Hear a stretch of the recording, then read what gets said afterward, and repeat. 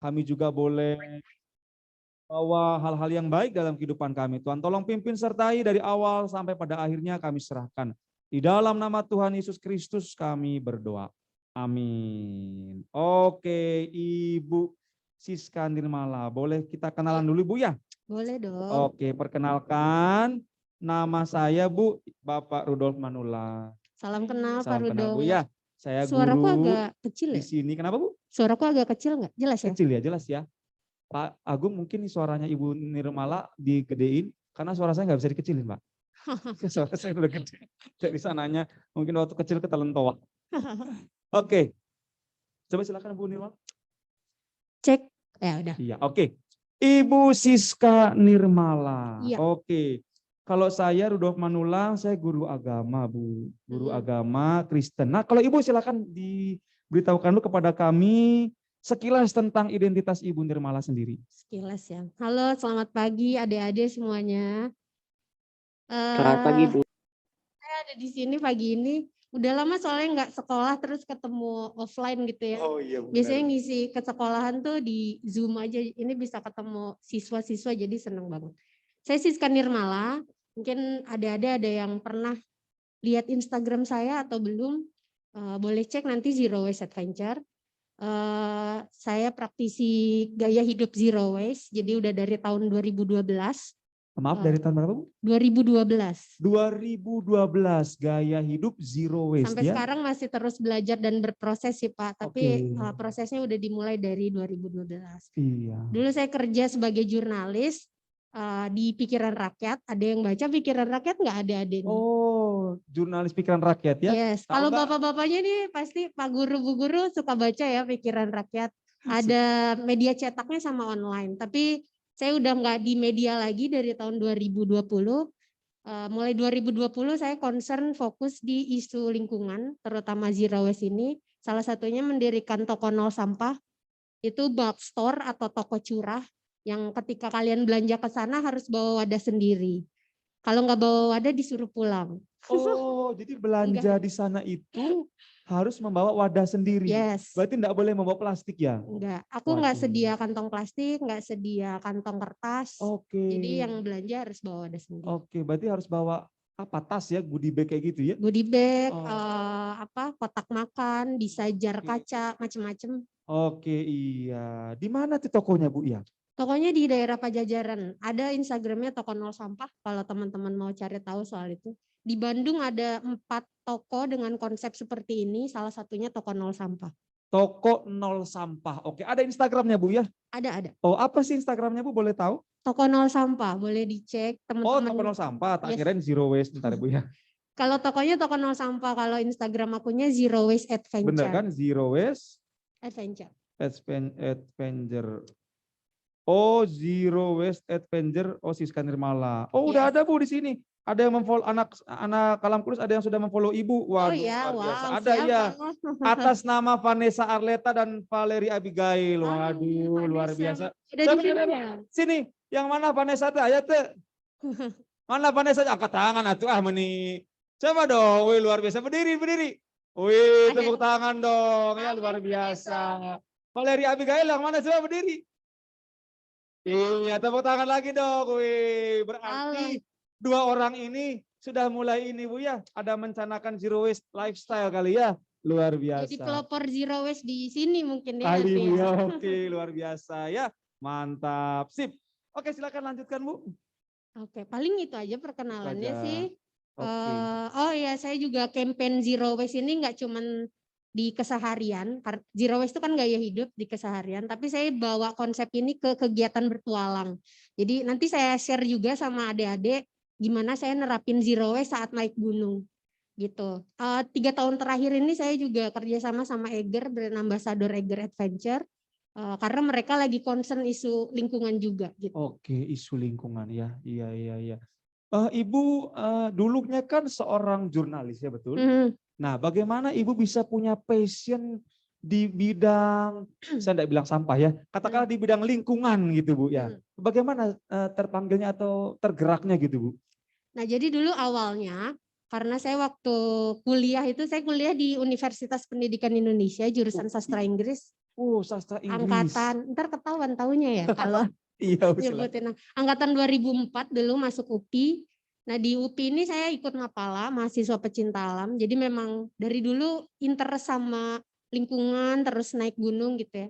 Tapi concern soal isu sampah ini baru saya rasain itu tahun 2010 Pak. 2010, oke. Waktu itu waktu naik Gunung Rinjani. Ada yang pernah ke NTB naik Gunung Rinjani? Ke NTB Belum ya? naik Gunung Rinjani, ada udah pernah? Ah, kudet kamu, saya juga belum kok. Oh, NTB ya. Pak Rudolf juga belum. Belum, Bu, ya. Once in a lifetime harus ke sana, Pak. Oke, amin. Nanti Jadi Bu waktu Ibu naik yang Gunung bayarin. Rinjani, Rinjani ini gunung terindah di Indonesia, Oh, gunung katanya ya. terindah. Oke. Tapi sampahnya luar biasa, kondisi sampahnya luar biasa. Oh, di Gunung Rinjani? Betul. Oh, Kalau teman-teman pernah ikutin di Instagram, sempat ada yang viral, itu ada pendaki bule, dia melakukan aksi bersih di Gunung Rinjani, itu dia berhasil mengumpulkan sampah lebih dari 30 ton kalau nggak salah sampahnya. oh, pendaki bulenya malahan yang Iya. dapat sampahnya ya? Yes, Oh, dia alah, dibantu iya, sama iya. guide. Jadi sampahnya luar biasa di sana. Terus dari 2010 itu pas saya naik Gunung Rinjani, saya kayak dapat panggilan gitu ya, kayak dapat turning point untuk berubah. Gimana caranya saya naik gunung tapi nggak menghasilkan sampah. Oh, Gitu. oke. Berarti turning point-nya ketika Ibu naik gunung Ya, supaya tidak menghasilkan sampah ya. betul. Waduh. Sesederhana itu, tapi kemudian prosesnya ternyata di keseharian ikut berubah gitu. Oke. Banyak hal yang berubah dalam hidup saya setelah nerapin zero waste. Iya ya, waduh amazing sekali Bu ya. Oke, luar biasa. Tapi maaf sebelumnya, Ya. Ibu Siska Nirmala Kristen ya? Muslim. Oh Muslim, oke iya, oke ya nggak apa. Berarti Ibu dapat panggilannya itu ketika pas naik gunung itu Bu ya? Yes. Oke, luar biasa sekali. Oke, Ibu berarti sekarang ada materi yang akan Ibu sampaikan ya? Ya. Oke. Mungkin lebih ke cerita kali ya, bukan Cerita, materi ya. oke silakan. Oke, monggo Bu, siapa silakan. Boleh sambil di share slide-nya Pak. Ada slide-nya. Bentar ya. Nah, anak-anakku sekalian ya, jadi ayo sadari bahwa ternyata sampah itu harus betul-betul dinolkan ya Bu Ya. ya, biar kita bisa memiliki gaya hidup bersih gitu.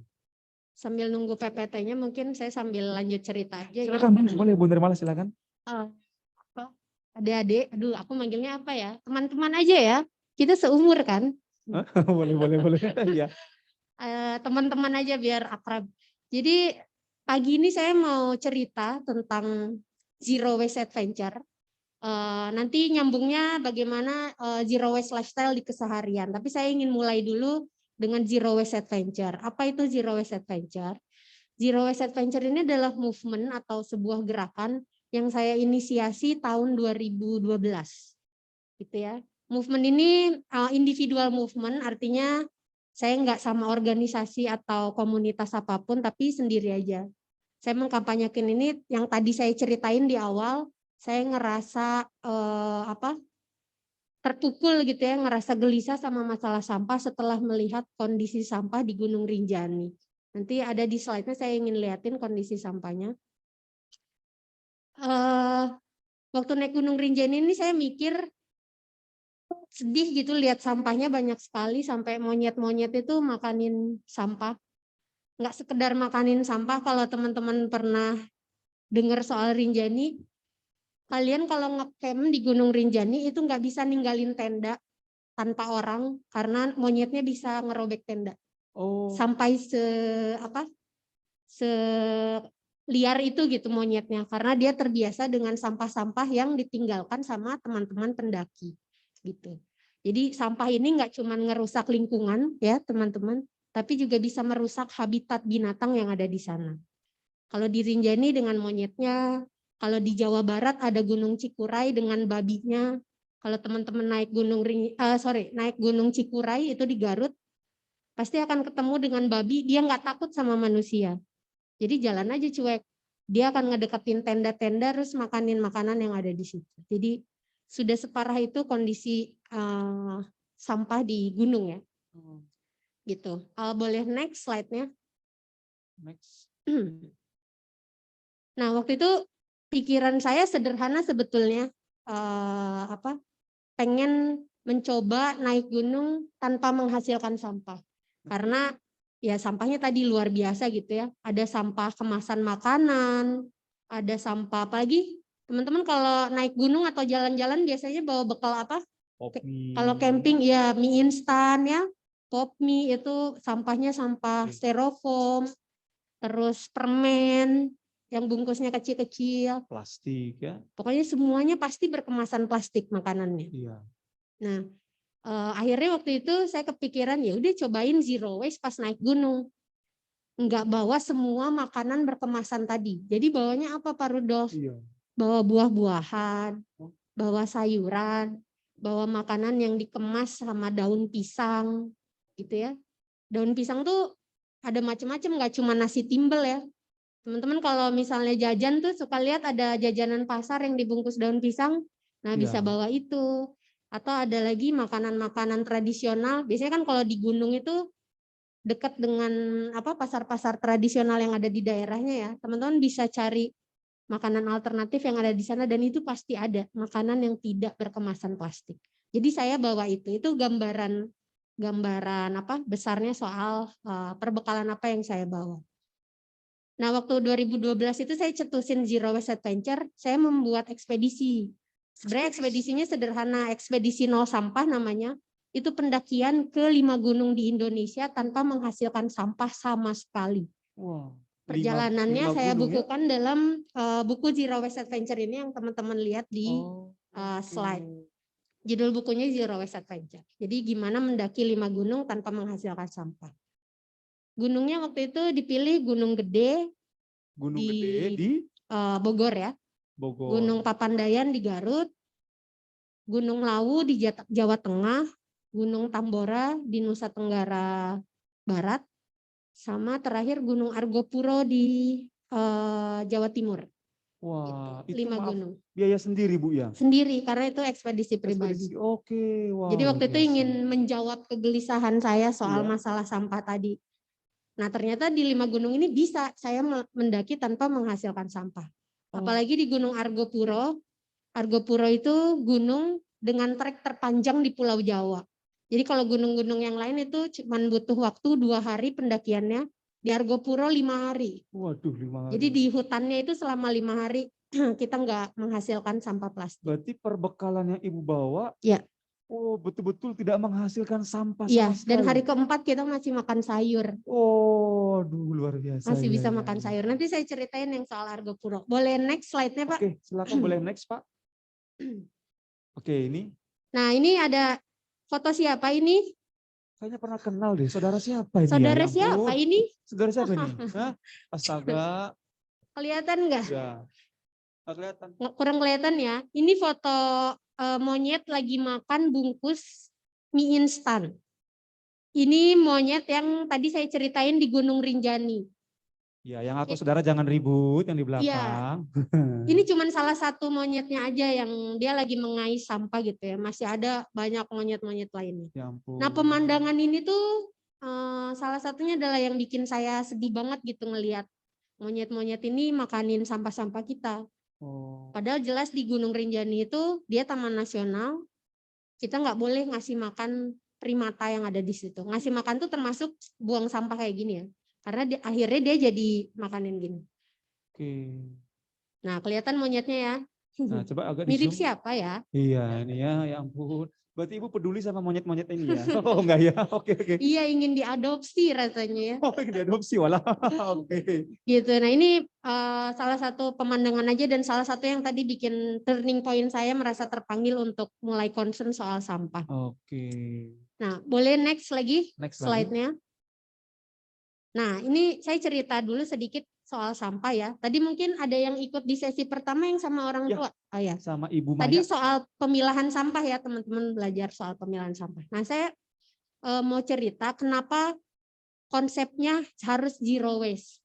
Zero waste itu tadi yang saya sebutin adalah gaya hidup meminimalisir sampah sampai sebisa mungkin 0. Nggak harus tiba-tiba langsung 0 ya teman-teman.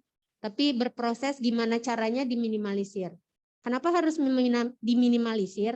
Teman-teman lihat di foto ini yang di slide kalau kelihatannya, ini teman-teman pendaki gunung yang bawa turun sampahnya. Sampahnya banyak sekali, ada macam-macam, ada botol air mineral, ada botol kemasan, terus sampah kemasan makanan, itu dibawa turun.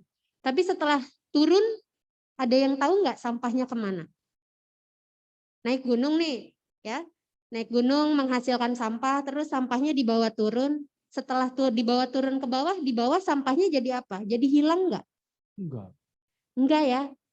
Saya pernah tanya sama pengelola gunung di sana, sampahnya diapain Pak?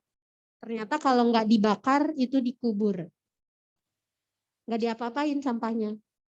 Pertama itu ya, jadi ketika kita menghasilkan sampah, terus kita buang sampahnya di tong sampah misalnya, itu sampahnya nggak jadi apa-apa sebenarnya, cuman jadi masalah di tempat lain.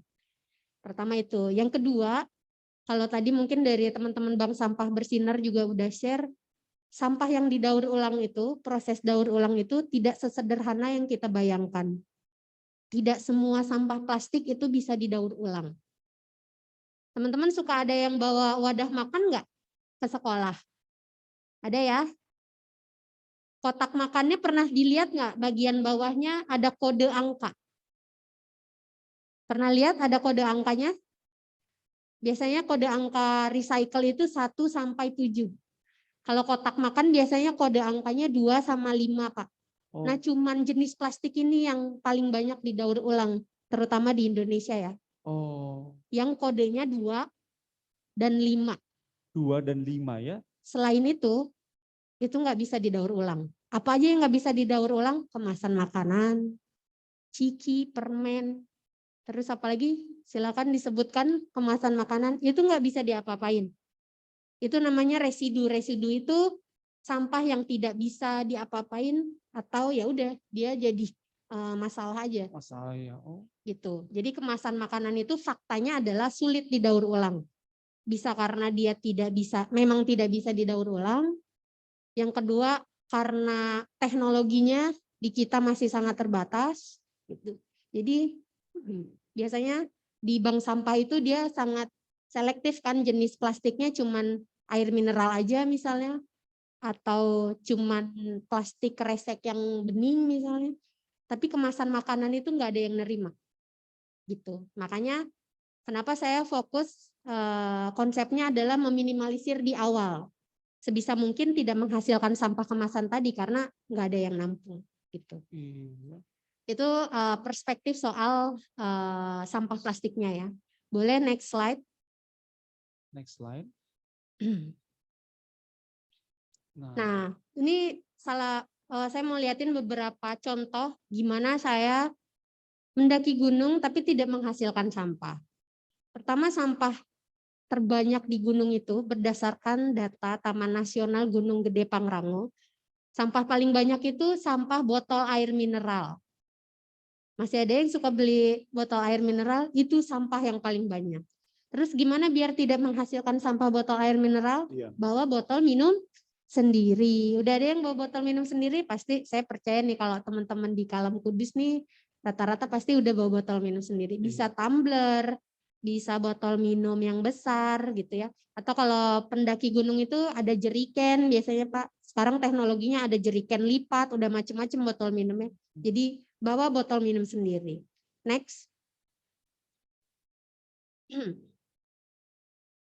Nah ini tadi jeriken. Kalau siapa tahu ada yang nggak tahu bentuk jeriken kayak gimana ya, ini jeriken. Size-nya ada size 1 liter sampai 5 liter. Iya. Next. Nah ini perbekalan yang aku bawa. Agak kurang kelihatan ya kalau buat teman-teman yang di sini. Tapi kalau nanti mungkin materinya bisa di-share sama sekolah. Iya.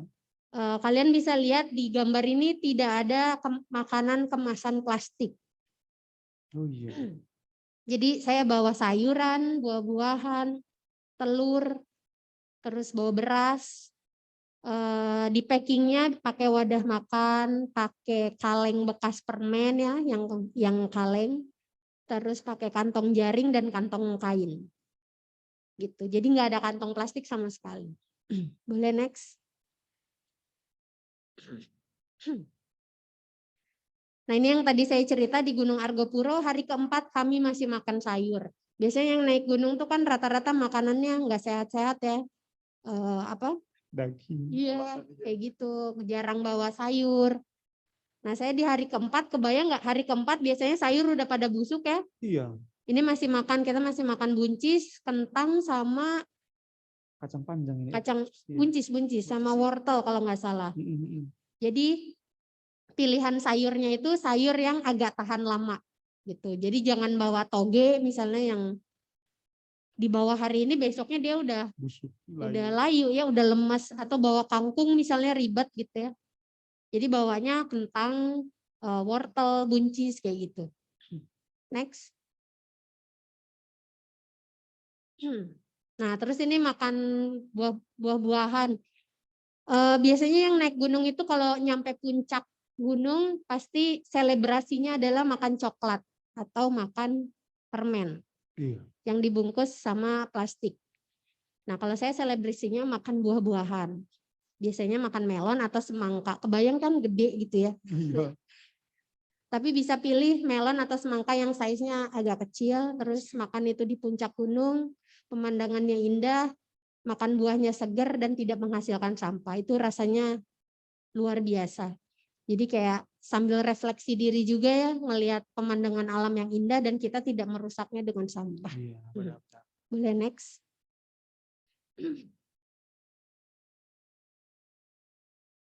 Nah, ini ada yang tahu, kelihatan nggak? Ini makanan apa? Wajit ya ini ya? Ya, wajit atau dodol. Ada yang orang Garut di sini? Saan orang Garut? Ada orang Garut nggak? Ah ya, orang Garut. Oh, nggak ada ya. Jadi Oke. kalau Garut itu bungkusnya bungkus daun jagung. Ada juga yang pakai bungkus daun pisang. Nah, aku menemukan bahwa dodol ini adalah alternatif yang luar biasa sebagai pengganti coklat. Oh. Karena coklat itu kan sebenarnya kita butuh manisnya ya. Iya, Jadi pas betul. naik gunung makan yang manis-manis itu enak. Dodol juga manis. Jadi dia lebih ramah lingkungan. Terus nanti si sampah daunnya, daun jagungnya bisa dikompos. Nanti saya cerita soal mengompos di gunung. Next. Nah, ini tadi nasi timbel. Kalau misalnya naik gunung terus nggak mau masak-masak ribet, tinggal bungkus nasi timbel pakai daun pisang. Isinya bisa apapun, mau tahu, tempe, ayam, terserah. Gitu. Dan sampahnya nggak ada, sampah plastiknya. Next. Nah, ini tadi salah satu contoh makanan tradisional ya. Ini tuh buras. Buras tuh sejenis lontong tapi ada kacang merahnya. Jadi enak banget ketika lagi lapar pas masih perjalanan terus makan ini. Jadi apa namanya? Penunda lapar gitu ya.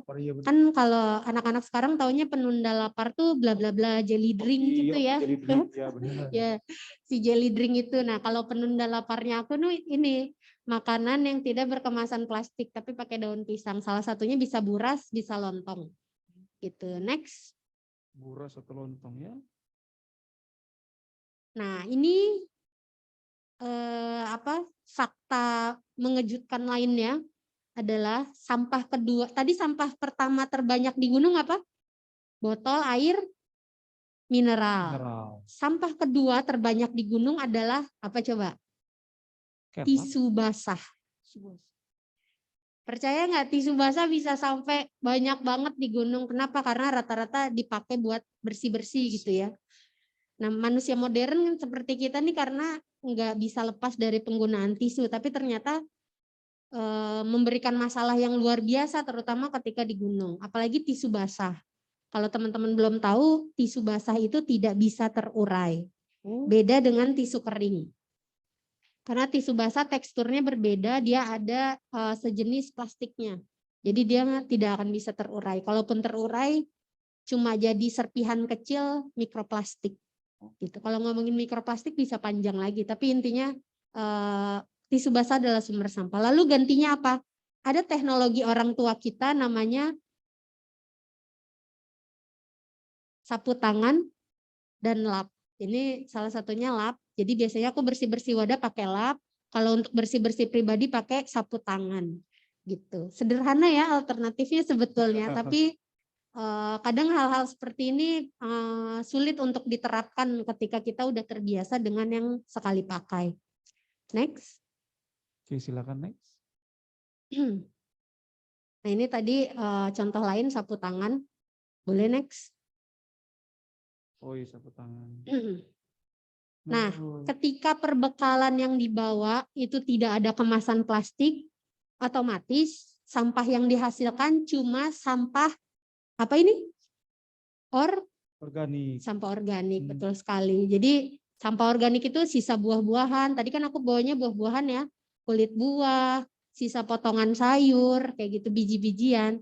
Lalu sisa organik ini diapain? Kita kompos. Cara mengompos sederhana ketika dalam konteks pendakian gunung itu tinggal dikubur aja di tanah. Kenapa nggak dilempar aja ke semak-semak, kan nanti juga terurai.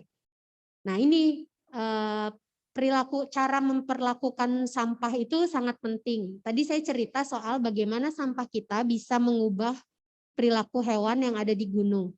Kalau sampahnya kita lempar gitu aja ke semak-semak, sama aja nanti akan merusak habitat yang ada di sana. Jadi monyet-monyet tahu, nah si Siska mah sampahnya dibuang ke semak-semak, nanti kita cari makanan di semak-semak. Jadi bisa mengundang binatang untuk datang ke area yang seharusnya dia tidak ada di situ. Jadi bagusnya dikubur supaya baunya tidak tercium binatang. Terus kalau dikubur juga bisa diurai dengan sempurna oleh tanah. Gitu Pak Rudo. Next. Oke, next. Nah ini sedikit cerita waktu saya di Gunung Argopuro. Tadi masih ingat ya, Gunung Argopuro adalah gunung dengan trek terpanjang di Pulau Jawa. Butuh waktu 5 hari. Ini di foto ini, kalau kelihatan ya teman-teman, ini adalah hari kelima saya di Gunung Argopuro ya. 5 hari tidak mandi, lagi perjalanan turun tuh, mau ke desa terakhir. Ini teman saya lagi duduk kalau kelihatan. Terus di belakangnya ada satu orang lagi jalan. Di pundaknya dia bawa karung isinya sampah. Jadi orang yang bawa karung isinya sampah itu teman pendaki lain dari rombongan lain. Jadi kalau rombongan saya cuma bertiga, kita bawa perbekalan tanpa kemasan. Jadi pas hari kelima turun itu kita nggak bawa sampah apa-apa karena nggak ada plastiknya kan. Jadi turun itu enak aja, ringan gitu. Nah ini pendaki dari rombongan lain, dia bawa sampah di pundaknya 1 karung. Itu sampah kelompok dia. Teman-teman bisa bayangkan, artinya bisa bandingkan, satu rombongan pendaki yang naik Gunung Argopuro dalam 5 hari bisa menghasilkan sampah sebanyak 1 karung. 1 karung itu berarti berapa? Kalau beras 1 karung bisa 25 kilo ya. Berarti mungkin ini karena sampahnya plastik mungkin 15-20 kilogram. Iya. 1 karung. 1 karung loh sampahnya. Berarti ketika saya naik Gunung Argopuro dengan konsep zero waste, sampah yang saya hindari sebanyak apa? 20 kilo. 15-20 kilo sampah. Ternyata luar biasa ya sampah yang dihindari, padahal kelihatannya sederhana, tapi ketika kamu bandingkan dengan orang lain ternyata sampahnya luar biasa. Kalau dihitung ada berapa banyak rombongan pendaki yang naik gunung, berarti ada berapa ratus, berapa ribu karung sampah yang dihasilkan. Kalikan masing-masing 20 kilo. Merinding saya ngebayanginnya. Jadi ketika ngelihat kondisi ini, ketika ngelihat sampah yang dihasilkan pendaki itu, saya benar-benar bersyukur. Luar biasa ternyata sampah yang saya hindari. Minimal saya tidak berkontribusi sama sampah di gunung itu. Gitu. Jadi kebayang ya perbandingannya teman-teman, kenapa kita harus meminimalisir sampah. Kelihatannya sederhana tapi dampaknya sangat luar biasa. Gitu. Boleh next? Next. Oke, ini zero waste is not a trend, it's a return to culture. Meskipun kelihatannya zero waste ini lagi nge-hype gitu ya di media sosial, kelihatannya sebuah tren baru, tapi sebenarnya zero waste itu membawa kita untuk kembali ke budaya lama, budaya yang sudah diterapkan oleh orang tua kita sejak lama. Kayak tadi ya, pakai lagi sapu tangan, pakai lap dapur, gitu. Pergi kemana-mana bawa wadah makan, ya, bawa botol minum sendiri. Jadi sebenarnya budaya-budaya yang udah lama tapi mungkin udah pelan-pelan kita tinggalkan. Jadi kalau teman-teman ingin nerapin zero waste, tanya kebiasaan orang tuanya, neneknya waktu dulu Nek biasanya ngapain sih waktu dulu? Tiru deh. Pasti itu gaya hidupnya ramah lingkungan. Nah, meskipun dari tadi saya cerita soal zero waste adventure, saya nggak nerapin ini tiba-tiba gitu ya pas naik gunung, tapi justru petualangan itu dimulai dari rumah. Saya percaya apa yang kita lakukan ketika berkegiatan di alam bebas, ketika teman-teman jalan-jalan, ketika teman-teman pergi kemana, itu adalah cerminan dari perilaku kita sehari-hari. Kalau sehari-harinya masih beli air mineral dalam kemasan, pasti ketika pergi kemana-mana menghasilkan sampah kemasan. Kalau sehari-harinya masih pakai tisu basah, pasti nanti di mana juga teman-teman akan menghasilkan sampah tisu basah. Jadi kalau mau memulai zero waste memang harus dimulai dari diri sendiri dan dari mulai sehari-hari. Boleh next? Saya mau share sedikit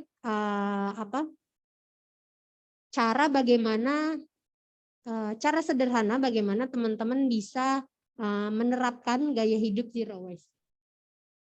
Slide-nya agak ini ya. Level awal ya. Ya, level awal.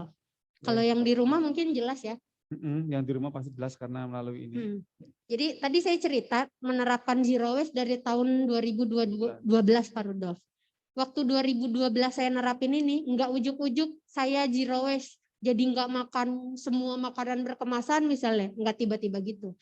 Tapi saya nerapin beberapa langkah sederhana. Jadi di langkah awal ini saya nerapin cuma 3 hal aja teman-teman.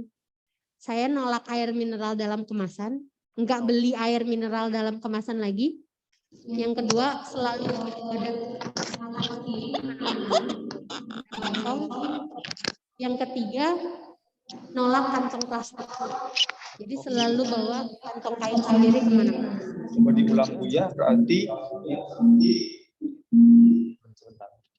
Oke. Yang pertama tadi apa Bu? Wadah makan. Bawa tempat makan sendiri. Oke, yang kedua Bu? Yang kedua, tadi apa sih? Oh iya, menolak air mineral dalam kemasan. Jadi nggak beli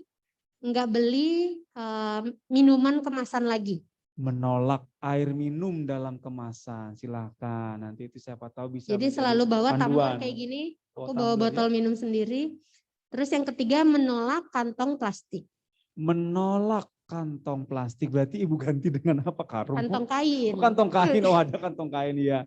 Menolak kantong plastik ganti dengan kantong kain. Kantong kain. Pasti di rumah pada punya nih kantong kain namanya ya. Iya. Kayak gitu. Nah, ini cuma 3 hal sepertinya ya. Tapi efek dominonya luar biasa. Maksudnya efek dominonya gimana? Saya cerita dikit nih. Dari pas nolak minuman dalam kemasan. Kan biasanya kita suka jajan ya ke minimarket tuh ya. Beli apa? Teh pucuk gitu. Kalau saya dulu senengnya ini mogu-mogu. Oh, mogu-mogu. Aduh, kayaknya udah 10 tahun saya nggak beli itu berarti ya. Masih enak nggak sih rasanya? Zaman saya SMA kali ya. Iya. Jadi, nah waktu itu pas nolak beli air mineral dalam kemasan, prosesnya luar biasa sulit waktu itu buat saya ya. Karena waktu itu kerja masih sebagai jurnalis, sering di lapangan, pasti beli minumnya ke minimarket. Karena susah nih dikit-dikit pengennya haus dikit pengennya ke minimarket. Iya. Kalau ke minimarket pasti kemasan semua. Akhirnya apa? Akhirnya saya memutuskan tidak pergi ke minimarket waktu itu. Karena kalau ke minimarket bawaannya pengen beli kan. Iya benar. Akhirnya nggak ke minimarket. Terus kalau haus akhirnya alternatifnya apa? Nyari tukang es kelapa muda, nyari tukang es cendol gitu ya, nyari tukang apalagi minuman yang segar-segar, tukang jus gitu. Jadi nyarinya alternatif minuman yang bisa saya beli pakai wadah sendiri. Itu prosesnya selama 1 tahun teman-teman. Sampai akhirnya saya putus hubungan dengan ayang saya itu si mogu-mogu itu. Oh, benar-benar putus hubungan Bu ya? Enggak beli lagi sama sekali sampai sekarang. Oh, wow. Amazing. Oke. Efek dominonya kelihatannya saya cuma lagi ngehindarin sampah kemasan. Tapi lebih dari itu ternyata pola makan saya berubah. Dengan ngehindarin beli minuman kemasan tadi, saya nggak konsumsi gula. Benar.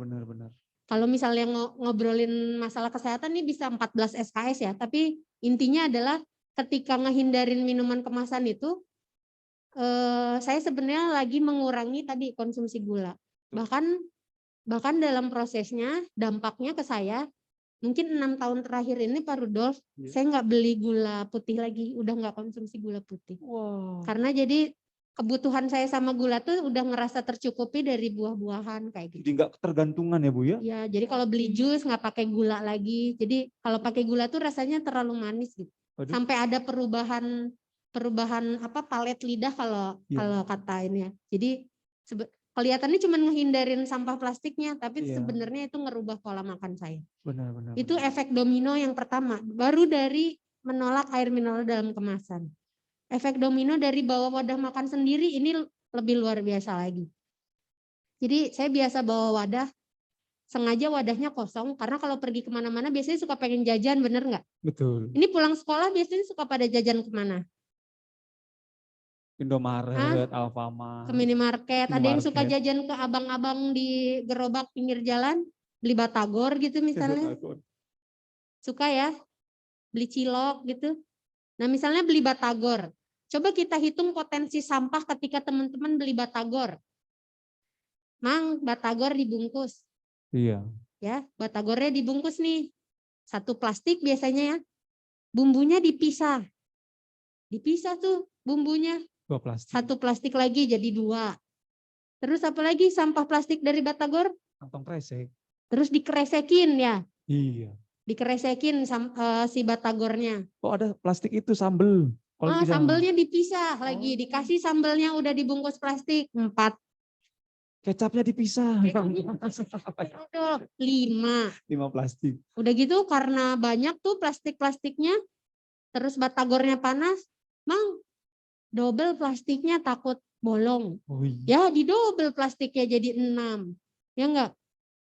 Terus kadang ada tukang batagor yang ngasih plastik ini ya, apa? Garpu plastik misalnya. Dikasih garpu 7. Tiap hari jajan batagor 7 kali 30 hari. 7 kali 3, 210 potensi sampah baru dari jajan batagor. Belum jajan cilok, belum jajan apa ya. Banyak sekali sampah yang kita hasilkan dalam 1 hari.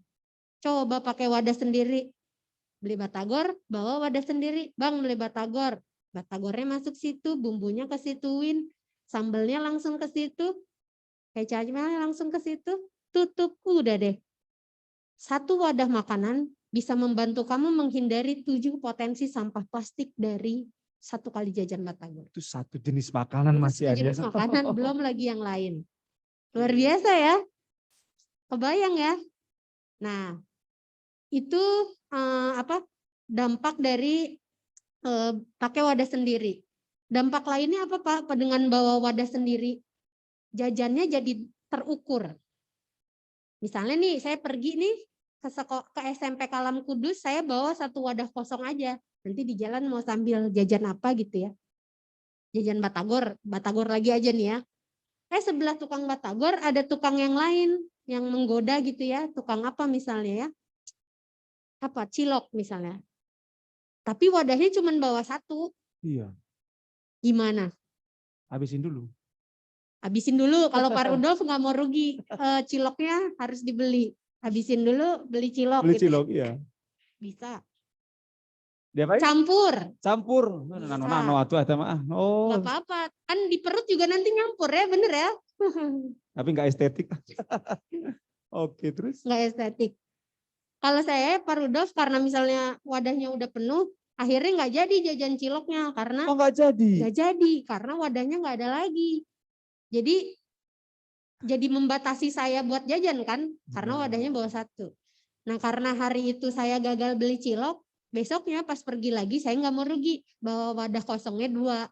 Jadi ketika ketemu tukang dagang kayak gitu, masih bisa beli gitu sih. Jadi efek dominonya adalah jajannya jadi terukur gitu. Jadi lebih hemat juga kan pas jajan gitu ya. Itu efek dominonya luar biasa. Nah kalau menolak kantong plastik, efek dominonya jelas banget. Jumlah kantong plastik di rumah itu enggak nambah-nambah.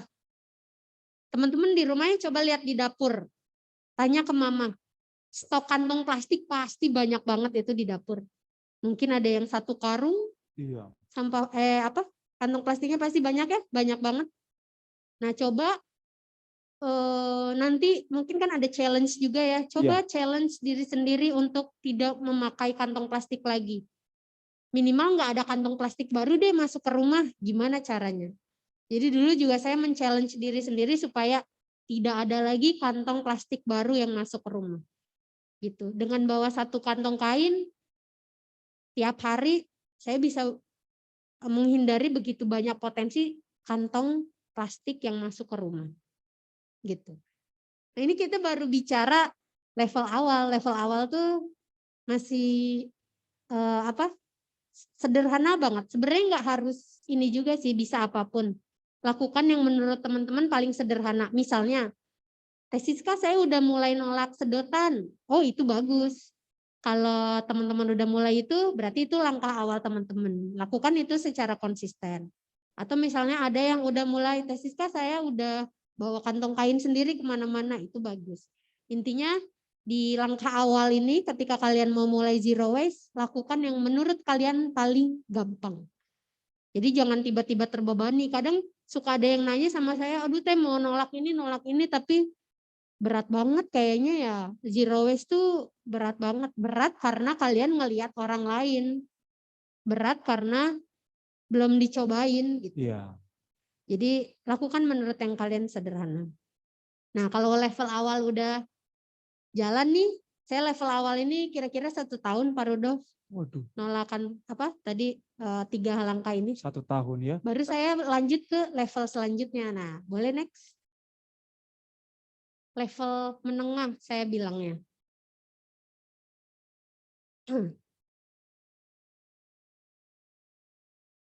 Boleh next. Di next. Level menengah. Oke, di level menengah ini ada beberapa tahapan yang saya lakukan. Pertama, jadi lebih banyak makan makanan natural. Karena tadi saya pengen meminimalisir sampah plastik kemasan, jadinya makan buah-buahan. Tiap kali pengen ngemil ciki, saya nyarinya buah-buahan gitu ya. Jadi mau nggak mau jadi lebih banyak makan buah-buahan. Terus sayur udah pasti. Saya nggak vegetarian, tapi sejak saya nerapin zero waste, konsumsi daging saya jadi berkurang. Gitu. Masih makan daging tapi jadi jarang gitu. Sebenarnya kenapa saya jadi jarang makan daging? Sebenarnya alasannya karena males ngolah limbah tulangnya. Oh. Jadi dulu waktu awal-awal nerapin zero waste itu masih makan daging banyak gitu ya. Karena kebanyakan tulang, terus harus saya kompos sendiri. Ternyata lama terurainya gitu. Terus si komposternya jadi penuh, terus jadi mengundang belatung gitu ya. Jadi ini ribet banget ya. Udah makan sayur aja gitu. Jadi waktu itu motivasinya sederhana karena ngolah sampah tulangnya susah. Oke. Nah, karena lebih banyak makan sayuran dan buah-buahan, akibatnya apa? Sampah organik saya jadi banyak. Ya, sisa-sisa organiknya jadi banyak. Akhirnya saya harus mengompos sendiri di rumah. Foto yang teman-teman lihat di slide ini adalah foto komposter saya. Namanya keranjang takakura. Kalau jenis komposter itu sebenarnya ada banyak. Ada yang bentuknya kayak gini, keranjang takakura, ada yang bentuknya tong, ada yang pakai pot biasa, ada yang macam-macam. Saya di rumah ada 3 komposter, yang 2 keranjang kayak gini, yang 1 bentuknya tong. Keranjang ini saya pakai dari tahun 2012 dan tidak pernah penuh sampai sekarang. Kalaupun penuh itu saya panen komposnya untuk dipakai di pot-pot tanaman. Jadi sangat membantu gitu proses mengompos ini. Terus saya pernah ngitung juga sebenarnya berapa banyak sih sisa organik yang saya kompos di rumah. Ternyata jumlahnya kalau ditimbang teh lumayan gitu ya. Selama 1 bulan saya timbang. Di rumah saya tinggal berdua sama suami dan 4 kucing. Jadi cuman berdua, mungkin sisa organiknya akan beda-beda tergantung jumlah orang yang ada di rumah ya. Tapi di rumah saya berdua sama suami, saya hitung selama 1 bulan si sampah organiknya ternyata per 2 hari sekali rata-rata itu 0,5 kilo. Jadi dalam 1 bulan itu artinya 15 kilogram sampah organik. 15 kilo tuh sebanyak apa tadi? Kira-kira satu karung apa plastik gitu ya. Itu sisa organiknya yang saya kompos sendiri di rumah. Artinya setiap 1 bulan saya menyelamatkan sekitar 15 kg sampah organik tidak pergi ke tempat pembuangan akhir. Oke. Gitu. Jadi mengompos ini langkah yang keren banget lah kalau teman-teman mulai terapin di rumah. Atau misalnya di sekolah di Kalam Kudus mulai bikin komposter komunal Pak Rudolf, itu juga keren banget sih. Jadi sampah organik di sekolah kita kompos bareng-bareng gitu di sekolah, itu bagus sekali. Iya, nanti itu bagian kesiswaan. Betul. Terus langkah selanjutnya adalah mengeliminasi sumber-sumber sampah yang lain di rumah. Mengeliminasi itu gimana? Jadi pelan-pelan nih, kan tadi awalnya baru makanan kemasan. Makanan kemasan tuh kayak ciki gitu ya, dan lain-lain. Nah terus selanjutnya pelan-pelan di dapur nih sumber sampahnya apalagi saya lihat. Ada minyak misalnya, minyak kan ada sampah plastiknya. Akhirnya saya cari alternatifnya, gimana caranya supaya tidak menghasilkan plastik minyak. Jadi minyaknya beli yang kemasan jeriken ukuran 5 liter. Terus tapi itu ngaruh ke penggunaan minyak. Nah ini sedikit cerita aja sih soal minyak. Mungkin akan lebih menarik untuk ibu-ibu ya. Tapi teman-teman bisa sampaikan cerita ini ke teman-teman. Calon ibu-ibu juga. Calon ibu-ibu. Ya, silakan. Jadi saya beli minyak goreng itu ukuran 5 liter. Baru habis setelah 9 bulan. Wih, 5 liter. Kenapa? Bukan karena saya jarang masak, tapi penggunaan minyaknya sedikit. Saya menghindari deep fried, nggak digoreng dalam minyak yang banyak gitu ya. Paling dipakai buat numis. Atau kalau masak itu lebih suka dipanggang, misalnya ayam atau ikan itu dipanggang, nggak digoreng dalam minyak yang banyak. Kenapa masaknya kayak gitu? Karena saya menghindari sampah minyak jelantah. Jadi minyak jelantah ini juga limbah yang dia masuk kategori limbah berbahaya. Dan itu tuh kalau kita buang sembarangan misalnya bareng sama sampah yang lain, ya tadi berbahaya untuk lingkungan. Akhirnya saya gimana caranya nggak ngehasilin minyak jelantah? Ya penggunaan minyaknya dikurangin. Makanya ketika kemarin minyak mahal ya rame tuh, saya mah biasa aja, orang minyaknya masih ada sisa pas beli kemarin. Dan itu kayaknya masih cukup sampai bulan Mei atau Juni. Karena masih ada sekitar 2,5 liter lagi. 2,5 liter tuh bisa buat 3-4 bulan kalau buat saya. Jadi pas minyak lagi rame nih, saya emang nggak ngaruh, biasa aja gitu. Santai ya. Emang minyak berapa sih sekarang gitu loh. Jadi saya mah nanti aja nunggu minyaknya harganya turun lagi. Iya, oke. Jadi seru sih gimana gaya hidup ini bisa sangat membantu kita dari segi pengeluaran gitu ya. Itu luar biasa.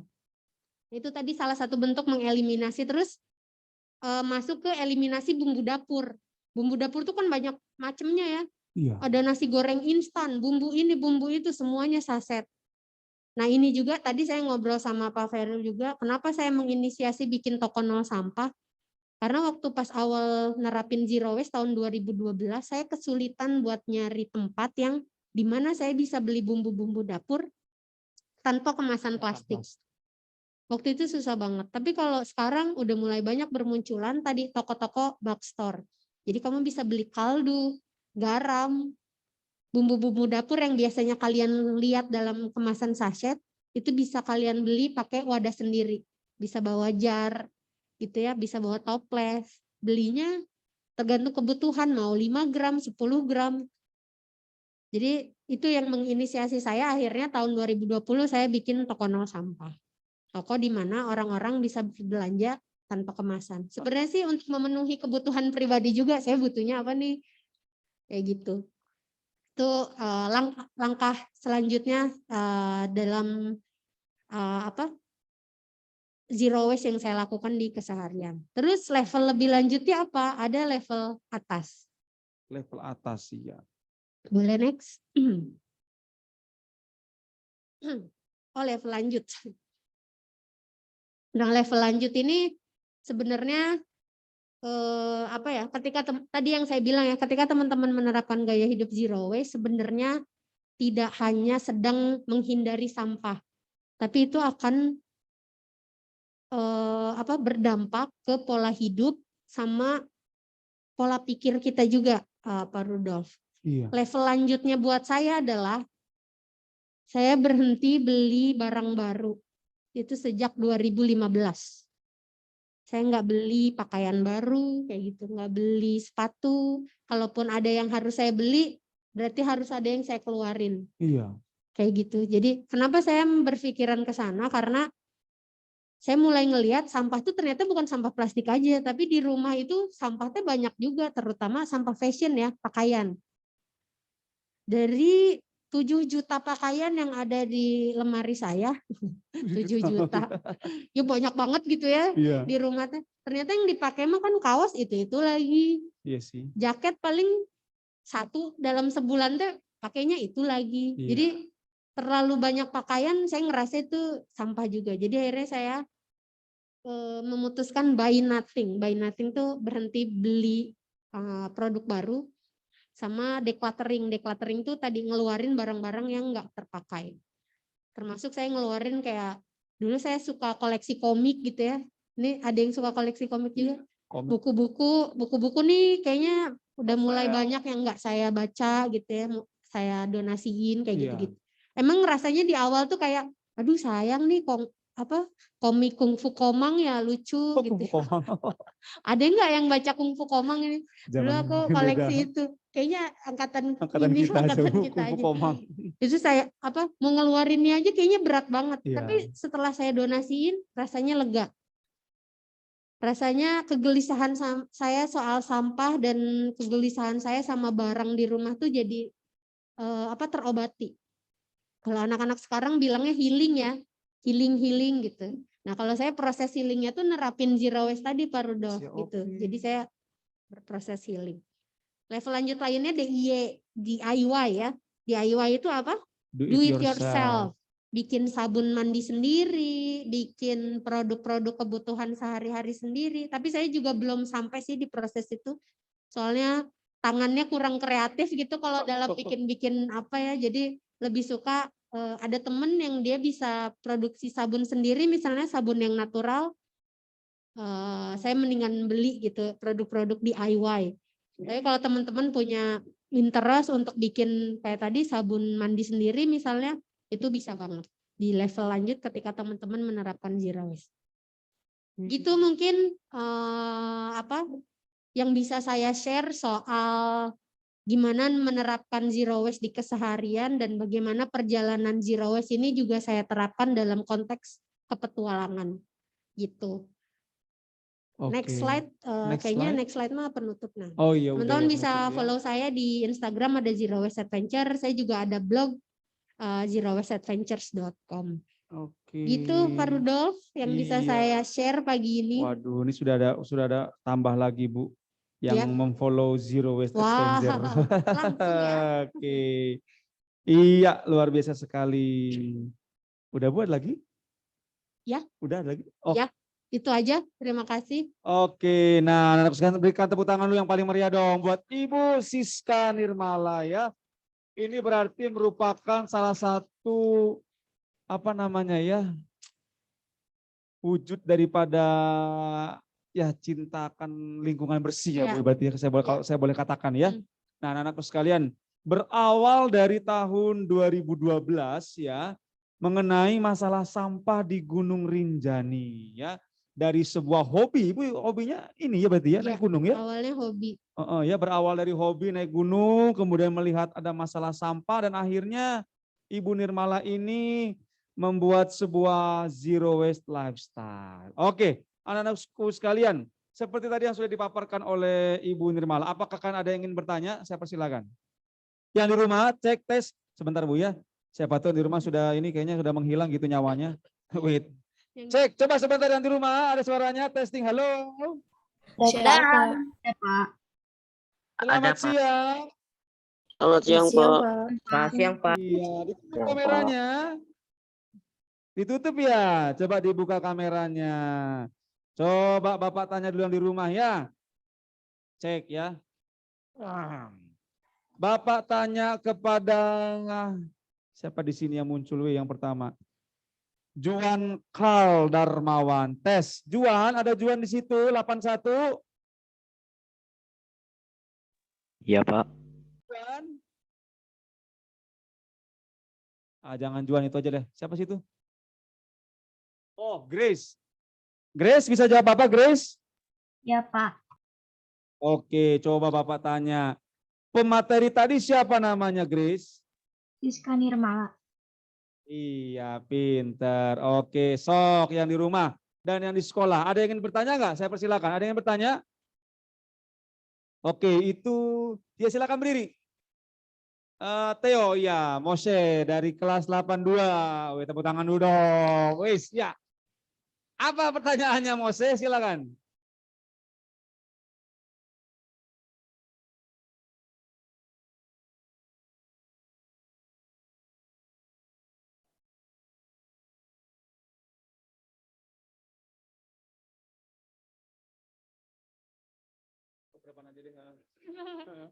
Maaf, saya nggak kedengeran kamu ngomong apa.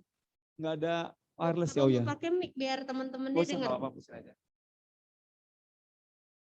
Pakai ini apa?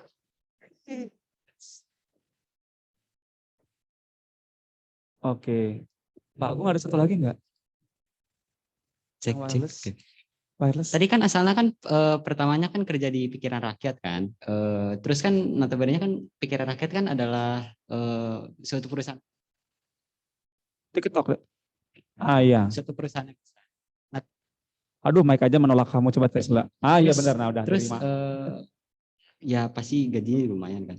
Nah terus bisa yakin dengan passion tuh gimana? Oke, betul. Tepuk tangan dong, pertanyaannya baik sekali ya. Jadi yang di rumah saya ulang. Koran apa sih tadi? Pikiran rakyat, ya pikiran rakyat itu cukup besar sekali ya. Bahkan ada anaknya itu Galamedia ya. Ya, ada anak perusahaannya itu bernama Galamedia. Saya ingat sekali dulu artikel Bapak itu pernah masuk di koran Galamedia. Wih, tepuk tangan lu dong, bercanda ya. Nah, jadi pikiran rakyat itu merupakan sebuah perusahaan besar. Kenapa? Kok bisa-bisanya Ibu Nirmala meninggalkan hal tersebut demi kecintaannya tadi? Betul, baik sekali pertanyaan Moses. Silakan monggo dijawab oleh Ibu Nirmala.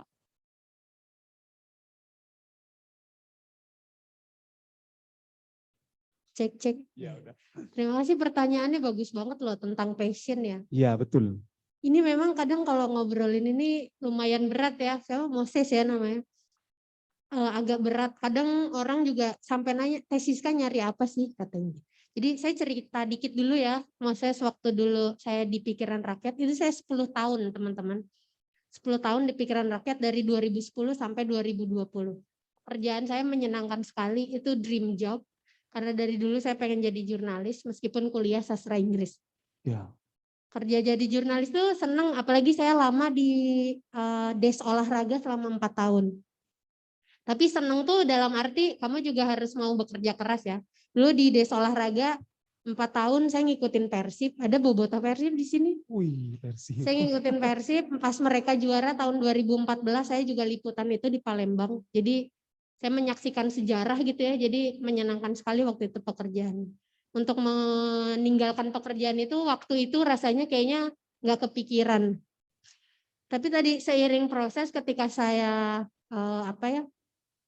awalnya cuma sekedar nerapin zero waste di keseharian, terus saya awalnya iseng bikin ekspedisi nol sampah tadi. Ternyata apa yang saya lakukan dapat perhatian. Maksudnya ternyata hal sederhana yang saya lakukan bisa menginspirasi orang dan aku berpikir bahwa mengedukasi orang tuh ternyata tidak harus saya menjadi seorang guru gitu. Tidak harus saya menjadi misalnya kerja di mana gitu ya. Termasuk ketika saya jadi jurnalis, saya juga belajar bahwa menulis adalah mengedukasi. Ketika saya menulis apapun itu, artikel di koran atau di online, apa yang saya tulis adalah edukasi untuk orang lain kayak gitu. Jadi sebenarnya keputusan saya waktu itu untuk memutuskan resign dan mengikuti passion itu sebenarnya berawal dari kerjaan saya sebagai jurnalis juga yang cukup mempengaruhi pola pikir saya gitu. Waktu itu pas mau resign sebenarnya alasannya karena saya pengen bikin toko nol sampah ini, tapi sangat tidak mungkin ketika saya punya kesibukan di pekerjaan saya waktu itu, karena waktu kerja jadi wartawan itu kerjanya nggak 9 to 5 gitu ya, bukan jam kantor. Saya bisa kerja seharian penuh, bisa kerja mungkin 10 sampai 15 jam sehari, kadang pulang jam 12 malam gitu, tapi ya waktu itu dijalanin aja karena seneng gitu.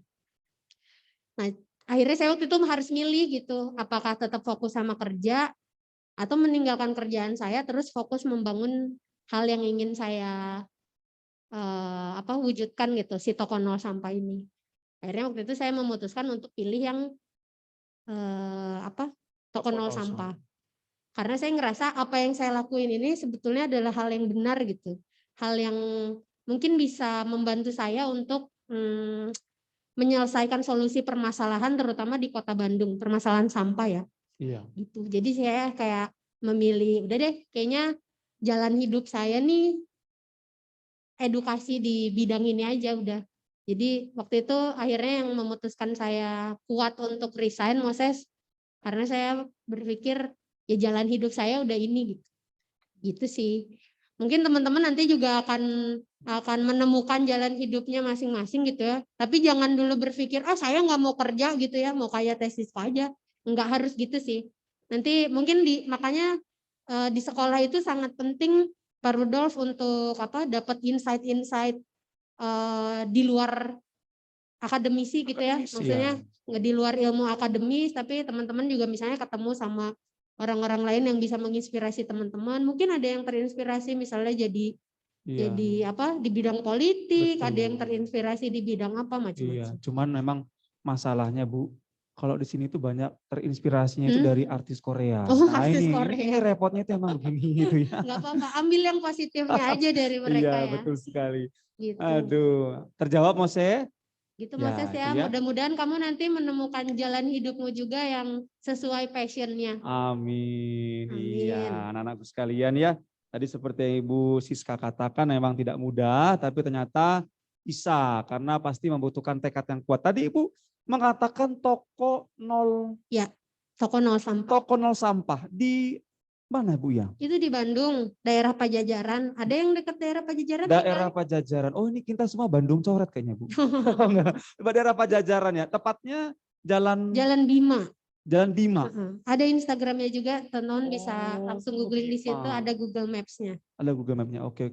Berarti di situ apa? Jual konsepnya adalah jual kebutuhan sehari-hari. Tadi yang saya jelasin kayak bumbu-bumbu dapur yang sulit didapatkan tanpa kemasan. Kalau di tempat lain di toko saya ada. Oh ada tanpa kemasan di situ? Iya. Bumbu-bumbu dapur semua? Iya. Silakan ibu-ibu ya yang mau membeli ke Pajajaran. Oke ya. Terus bumbu dapur, terus kebutuhan konsumsi lainnya sih kayak misalnya pasta. Terus misalnya roll oats itu ada juga. Cuman memang belum lengkap, kayak saya belum nemu supplier mie yang tanpa kemasan gitu ya. Mie tanpa kemasan. Ya, agak sulit, masih sulit nyarinya. Ya. Tapi intinya saya nyari kebutuhan sehari-hari yang dia yang bisa saya dapetin suppliernya, dia bisa ngasih size besar. Kira-kira misalnya size 1 sampai 5 kilo. Jadi enggak size saset gitu. Oke. Iya, luar biasa. Tapi tangan sekali lagi dan biar ngantuk. Iya, berarti Ibu mewujudkan toko nol sampah tadi ya? Iya, sedang berusaha mengembangkan itu. Iya. Tapi emang dalam prosesnya nyambung lagi tadi sama pertanyaan Moses ya. Iya. Ketika saya ngambil pilihan itu, Pak Rudolf, saya juga siap dengan resikonya. Benar, dalam pastinya. arti kayak ketika saya bikin toko itu, saya sangat sadar betul konsumennya masih sangat segmented. Sedikit ya.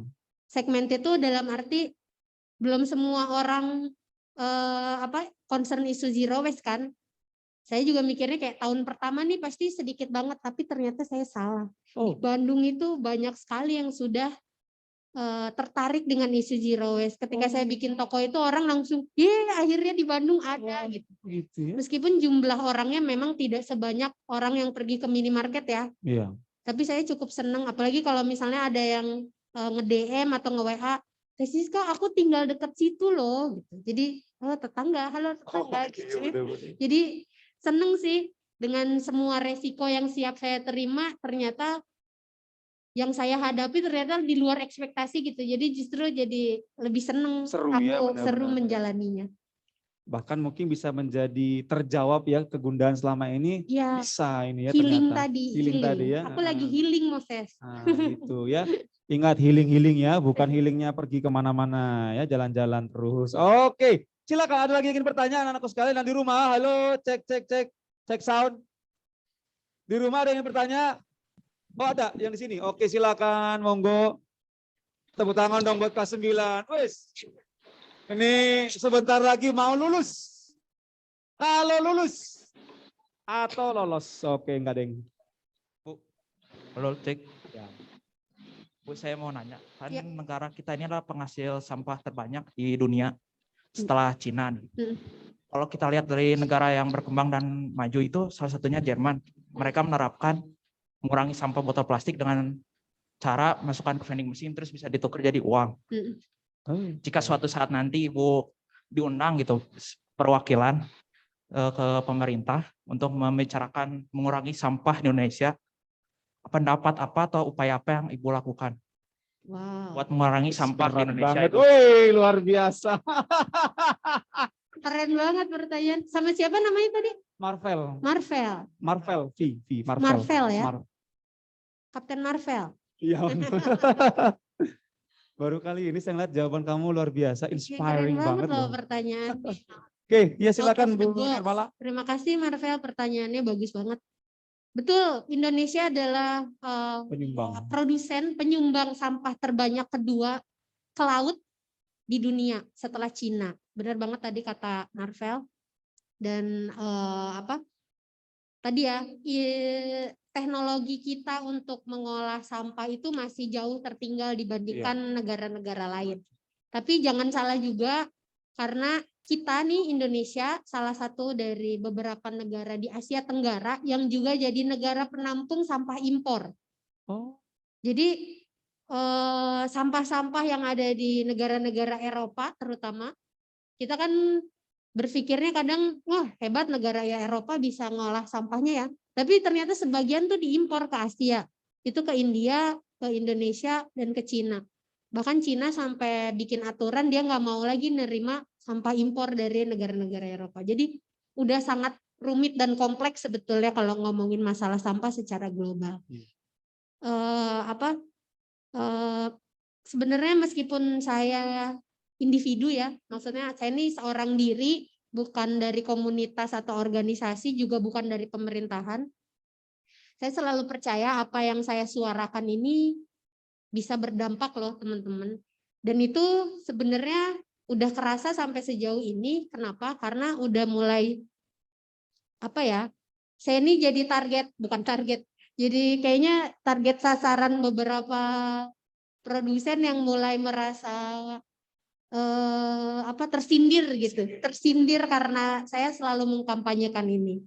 Jadi artinya meskipun saya bersuara sendiri, tapi suara saya diam-diam ternyata nyampe juga ke si perusahaan-perusahaan ini, termasuk nyampe juga ke pemerintahan Marvel. Jadi meskipun aku tidak bekerja di pemerintahan, tapi sudah beberapa kali diajak diskusi dengan Kementerian Lingkungan Hidup. Beberapa kali aku ke Jakarta, mereka mengadakan diskusi, termasuk diantaranya dengan beberapa pelaku gaya hidup zero waste, karena di Indonesia udah mulai cukup banyak pelaku-pelakunya yang dia udah cukup lama juga. Kita sering diajak diskusi Marvel, termasuk mereka minta masukan dari sisi masyarakat ini seperti apa sih pandangannya yang nanti mereka olah jadi sebuah kebijakan gitu. Salah satu kebijakan yang udah mulai diterapkan pemerintah, yang salah satunya dipicu dari suara-suara masyarakat seperti saya ini adalah pengurangan pemakaian kantong plastik. Kalau teman-teman perhatiin di Bandung, terutama Bandung adalah salah satu kota yang udah nerapin kebijakan tersebut gitu. Itu kebijakan ini dimulainya dari peraturan pemerintah yang diturunkan jadi peraturan daerah gitu. Jadi sebenarnya udah mulai ada upaya-upaya pemerintah untuk mulai mengurangi pemakaian plastik. Tapi memang kalau konteksnya di pemerintahan ini agak lama ya. Maksudnya buat memutuskan satu aturan aja kan dia butuh Iya. Riset, butuh apa? Rapatnya juga banyak gitu ya, menghabiskan lah alurnya anggaran ya. dan panjang gitu. Iya. Tapi kalau upayanya dimulai dari diri kita sendiri, itu bisa kita lakukan saat ini juga. Nggak usah nunggu siapa-siapa gitu. Jadi kalau mau nolak kantong plastik sekali pakai, nggak usah nunggu pemerintah keluarin aturan. Bisa kok kita langsung mulai aja tolak. Semakin banyak orang yang menolak kantong plastik sekali pakai, pemerintah nih makin sadar, oh iya ya, masyarakat nih udah mulai sadar loh, nggak butuh kita kantong plastik sekali pakai. Itu gitu. Jadi suara yang makin banyak akan berpengaruh sama kebijakan yang diambil sama pemerintah. Gitu. Tapi intinya adalah aku sudah beberapa kali melakukan diskusi dengan pemerintah. Termasuk kemarin ketika mereka sosialisasi soal aturan Permen LHK 75 kalau nggak salah, tentang produsen, bagaimana produsen harus meminimalisir produksi sampah mereka. Jadi yang saya tahu pemerintah ini lagi punya target nanti di tahun 2050 sampah saset itu udah nggak ada. Iya. Jadi produsen-produsen yang memproduksi kemasan saset, misalnya sampo saset, itu udah nggak boleh lagi. Iya, betul. Jadi nanti diatur minimal kemasan paling kecil itu berapa, tapi ya itu prosesnya lama. Gitu. Nah kemarin saya dan beberapa pelaku gaya hidup zero waste lain diajak diskusi soal itu, kita ngasih masukan juga ke pemerintah. Gitu Marvel, mudah-mudahan menjawab ya. Tapi intinya jangan patah semangat bahwa apa yang kamu lakukan secara individu, hal-hal kecil yang kamu lakukan di sehari-hari itu pasti punya dampak yang besar sama lingkungan. Iya, Gitu. betul sekali. Terima kasih Bu Nirmala. Menjawab Marvel? Iya, ingat ya. Jadi tidak akan sia-sia jika engkau betul-betul menekuninya ya. Oke, Bu, di sini ada permintaan mau diputar videonya? Oh iya, boleh. Ini sebenarnya videonya adalah tentang Zero Waste Adventure Camp. Saya bawa video ini sengaja pengen liatin ke teman-teman bahwa kita bisa loh bikin acara dengan tidak menghasilkan sampah sama sekali. Jadi waktu tahun 2019, saya bikin Zero Waste Adventure Camp. Konsepnya sebenarnya sederhana, camping selama 2 hari 1 malam sama saya. Terus pesertanya boleh bawa makanan apapun tapi nggak boleh berkemasan. Jadi bebas mau bawa apa aja. Termasuk saya pasang aturan tidak boleh merokok. Oh jelas. Karena pengen tahu bisa nggak kita tidak menghasilkan sampah rokok. Waktu itu yang ikut pesertanya jadinya 70% perempuan. Karena yang laki-laki keberatan mungkinnya nggak boleh ngerokok. Gitu. Tapi dengan aturan seperti ini akhirnya acara waktu itu 2 hari 1 malam diikuti 125 orang peserta. Banyak ya, sampahnya banyak juga dong. Kita cuma menghasilkan sampah organik sebanyak 21,3 kilogram itu ditimbang. Nggak ada sampah plastiknya. Sampah organiknya kita kompos bareng-bareng dengan dikubur. Mudah-mudahan teman-teman ngelihat video ini bisa terinspirasi untuk melakukan hal yang sama juga nanti di sekolah. Boleh diputar videonya? Silakan bisa diputar, jangan lupa share sound-nya ya.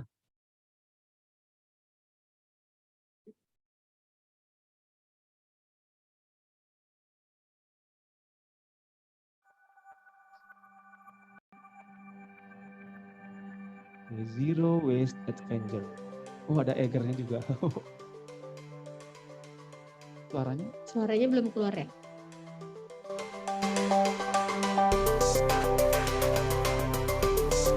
Ini sampai nggak ada banner atau nggak pakai spanduk.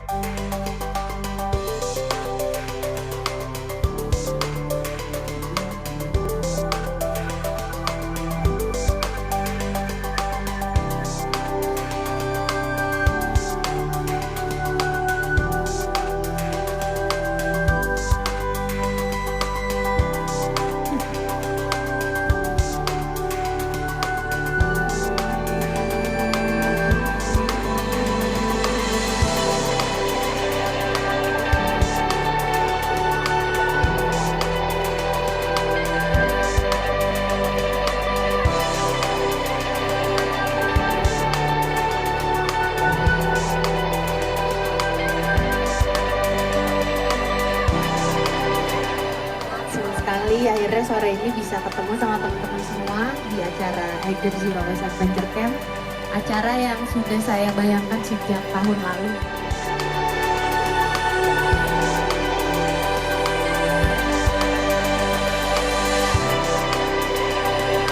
Selamat mengikuti kegiatan Eiger Zero Waste Adventure Camp. Selamat bersenang-senang, selamat bersosialisasi, selamat keceng mengeceng.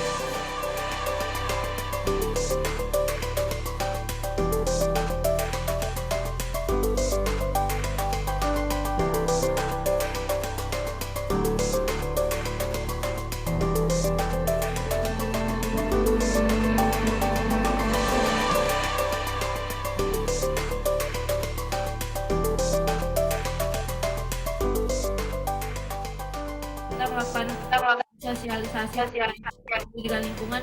Pendakian benar minim sampah. Ada sampah.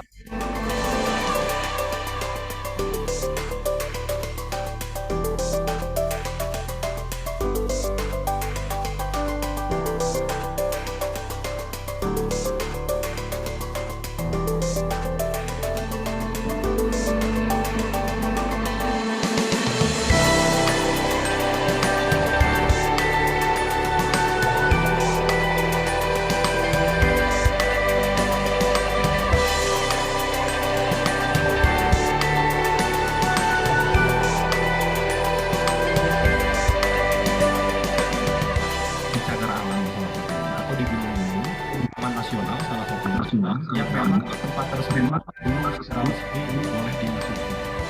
Jadi kenapa perempuan? Misalnya perempuan adalah penjaga generasi.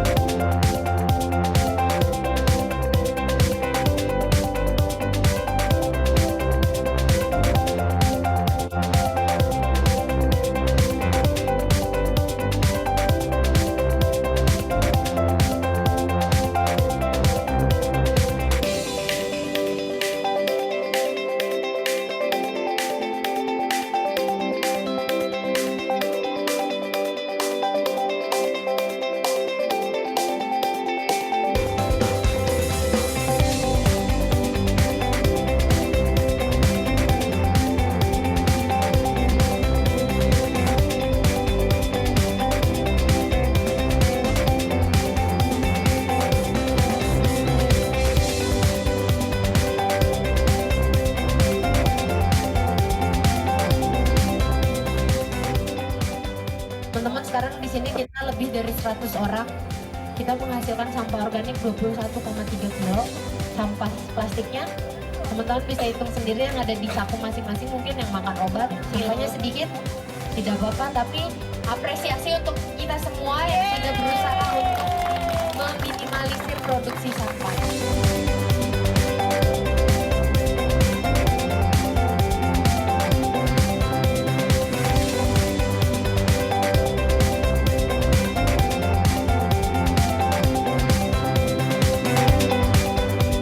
Zero Waste Adventure is possible.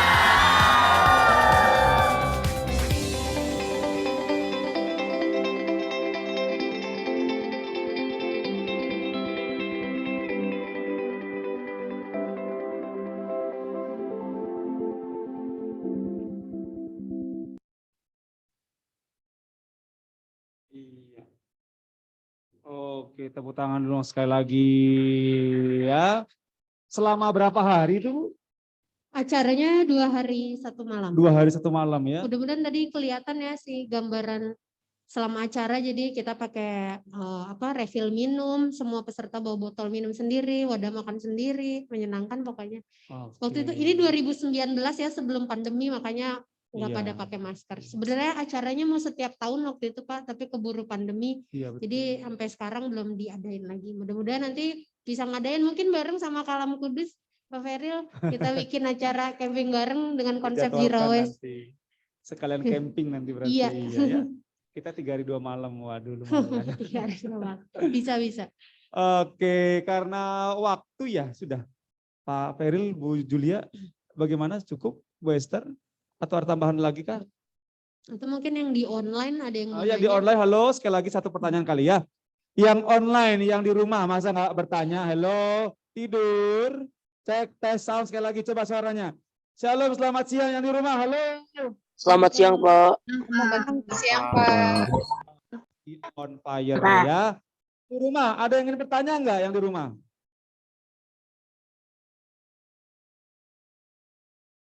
Ya, disuruh bertanya diam. Oke, yang penting udah masih on fire ya. Oke, satu lagi yang di sekolah, ada yang ingin bertanya? Oke, silakan Pak Feril, monggo Pak Feril. Pak Feril yang Ya, nanya. saya mau tanyakan Bu. Ini berarti kalau mau ke toko Ibu, itu tidak boleh bawa plastik ya. Harus bawa wadah sendiri, misalnya tempat-tempat yang tidak bawa plastik ya, begitu ya Bu. Tapi saya mau tadi waktu camping, terus tadi Ibu Siska tadi ngomong kepada anak harus meminimalisir sampah pribadi juga. Nah, saya mau tanya langkah praktis dari semuanya itu Bu, supaya menutup ini semua juga, langkah praktisnya supaya kita benar-benar memiliki gaya hidup yang zero waste. Ya, kira-kira menurut Ibu langkah praktisnya supaya anak-anak kita semua di sini ada sedikit merubah gaya hidup kita sehingga memiliki gaya hidup lifestyle yang zero waste. Ya. Oke, terima kasih Pak Feril. Sekalian ini kali ya untuk menutup kesimpulan dari semua hal yang udah kita diskusikan hari ini. Sebenarnya langkah praktisnya kayak yang tadi saya jelasin Pak, tapi mungkin yang lebih esensial lagi sebenarnya teman-teman harus punya cari big reason why.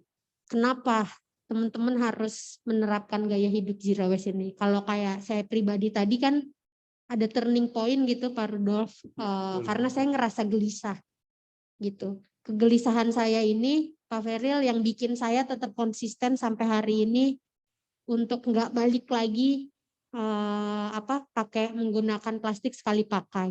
Nah, big reason ini yang harus teman-teman punya juga. Mungkin dari kegiatan hari ini saya percaya ada 1-2 orang yang mungkin merasa tersentuh, tapi yang lainnya mungkin belum, nggak apa-apa. Big reason-nya bisa muncul dari mana aja. Kalau saya kan tadi pas dari naik gunung ya, mungkin ada yang nanti munculnya dari nonton film dokumenter gitu ya. Ada yang munculnya dari musik atau mungkin dari musik K-pop. Yang saya tahu band-band K-pop juga udah mulai concern tuh sama isu sampah ya. Kalau nggak salah siapa BTS ya. Yang waktu itu dia udah bener nggak? Coba ini fansnya BTS ada nggak? TBS nggak ada. Oh, salah BTS. Jadi bisa dari mana aja termasuk dari penyanyi idola kalian mungkin yang sudah menyuarakan itu. Iya kalau nggak salah BTS yang dia posting di Instagram pribadinya sudah dengan Greenpeace Pak. Oh. Jadi sudah mulai concern juga tuh artis-artis K-pop. Jadi big reasonnya bisa dari mana aja. Tinggal mungkin dibantu dipicu sama sekolah, bisa dengan pemutaran film dokumenter. Kita punya banyak film dokumenter tentang sampah ya. Salah satunya Pulau Plastik tuh. Kalau nggak salah ada di Netflix Pulau Plastik. Mumpung masih ada di Netflix, teman-teman bisa nonton. Itu bagus banget filmnya kalau teman-teman nonton itu dan merasa tersentuh itu pasti sih. Kalau menurut saya juga ngerasa makin gelisah lagi aja lihat film Pulau Plastik. Karena di film itu ditemukan fakta bahwa mikroplastik sudah ada dalam tubuh kita, ada di kotoran manusia. Jadi sebenarnya mikroplastik udah masuk ke dalam tubuh. Jadi silakan cari big reason why teman-teman, bisa dari nonton film, bisa dari diskusi dengan orang-orang yang udah concern di isu ini, bisa dari mana aja. Nah setelah ketemu nih alasan utama kenapa teman-teman harus melakukan ini, mulai dari yang menurut kita paling mudah. Jadi saya merasa zero waste ini selama ini memudahkan hidup saya, jadi bukan memberatkan. Orang kan kadang ada yang beranggapan ribet banget sih lu minimalisir sampah ya, mau jajan ini mau jajan itu harus bawa wadah. Tapi perspektif ribet itu harus kita rubah Pak Feril, karena yang ribet itu bukan bawa wadah sendiri, yang ribet itu adalah mengolah sampah yang sudah kita produksi nanti. Proses tadi pengolahan sampah itu sangat jelimet, ribet, rudet, pokoknya mah rungsing lah gitu ya.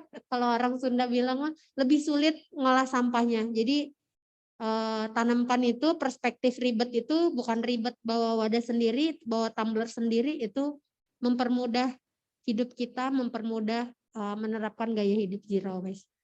Nah setelah teman-teman nemu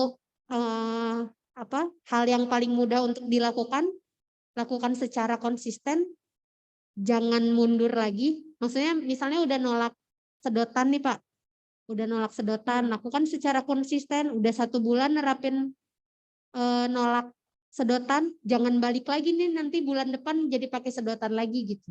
Jadi konsisten, terus naik level setelah sedotan apalagi nih gitu. Setiap bulan naik level, setiap bulan naik level. Nanti tahu-tahu 1 tahun kemudian, wah ternyata sampah yang aku hindarin udah banyak ya, nggak kerasa gitu. Gitu sih Pak Feril, mudah-mudahan membantu. Aku berharap teman-teman SMP Kalam Kudus bisa mulai nerapin zero waste atau meminimalisir sampah mulai dari keseharian dulu. Dan ditunggu nih program-program sekolahnya yang berkaitan dengan isu ramah lingkungan. Benar-benar iya. Tepuk tangan sekali lagi dong buat Ibu Nirmala ya. Nah kalau saya sih pernah kepikiran ya Bu Nirmala, saya pernah kan kalau misalnya kita makan makan makanan yang murah yang saset itu tadi ya, taruhlah apa sih yang harga 1000-an. Ya. Saya pernah mikir, ini kalau plastik kan emang seperti yang Bu bilang kan sulit didaur ulang. Ya. Harganya murah 1000. Betul. Tapi nanti kalau ke depannya semakin hari semakin menumpuk, mengelola untuk melenyapkan plastik itu lebih dari 1000 gitu loh. Ya. Nah saya kepikirannya di situ.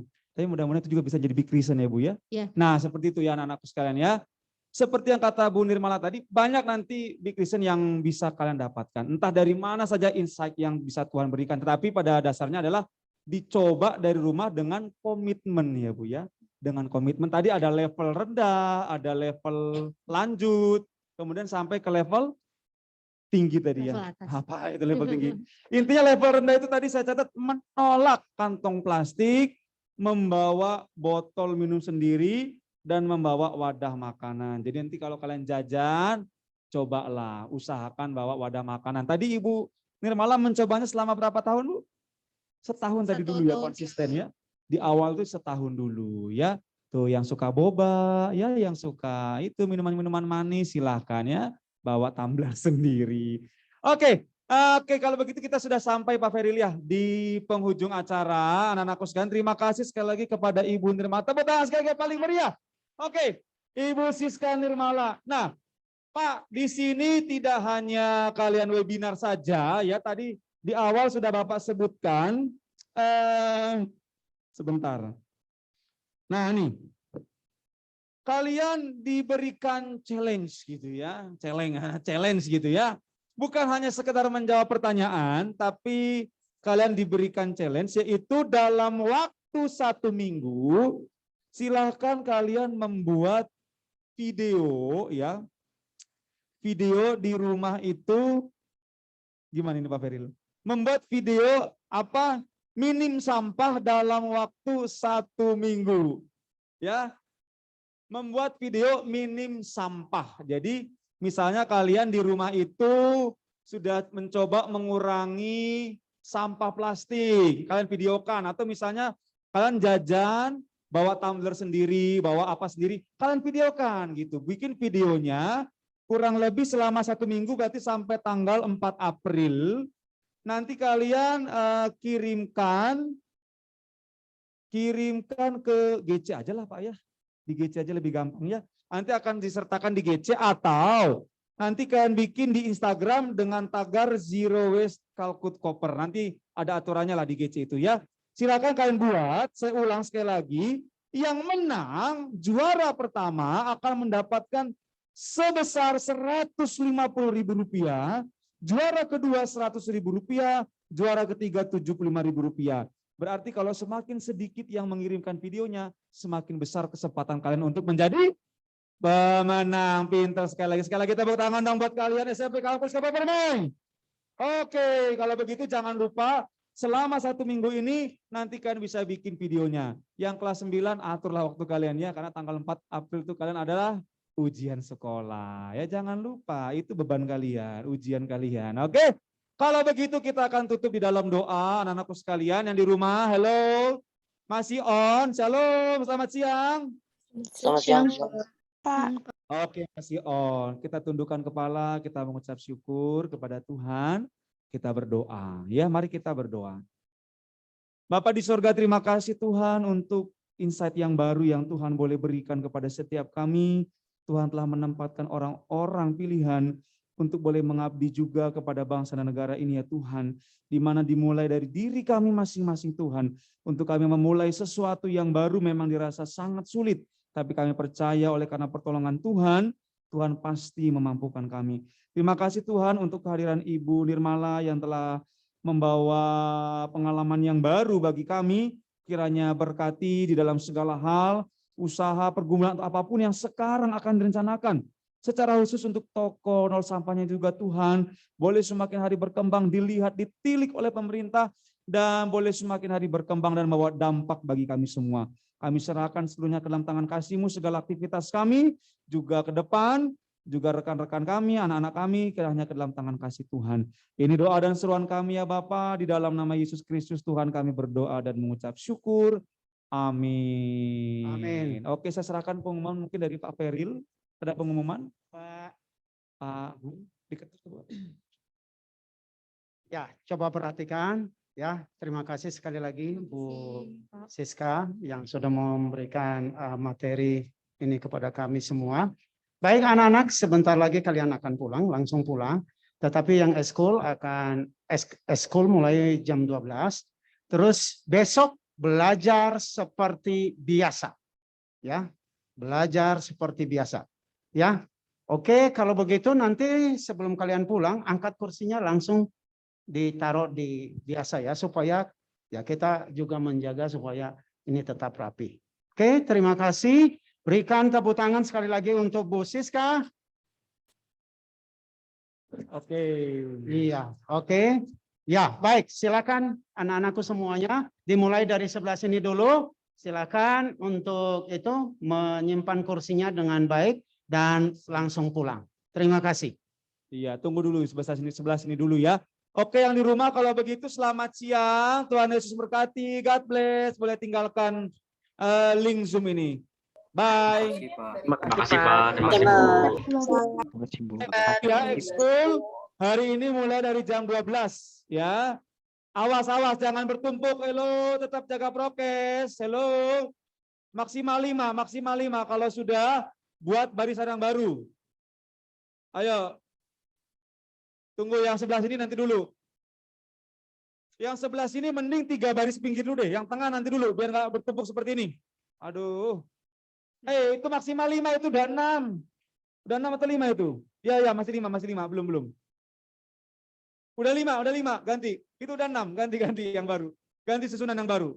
Ya yang ini, segera, ayo. Hati-hati tetap prokesnya.